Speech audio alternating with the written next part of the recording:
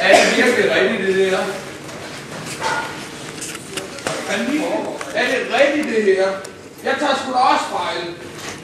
Der er nogle gange, jeg misforstår noget af det her, så er det jer, der skal rette mig. Men jeg går hen og så kigger jeg på den her side her, og så ser jeg, der står et B. Det er så... der står et B, og hvis jeg læser ud på B, så står der ved udløb af skråranden til hovedtaget. Ved udløb af skråranden til hovedtaget, det må være der. Monteres en 18 mm krydsfiner. Det er den der. Glat med overside af spærrene. Det er, ja, rigtig nok. Der påmonteres lister på siden af spærrene. Ja, det har de herinde under. Laden skal fungere som underlag for undertaget. Kan undertaget ligge på den her?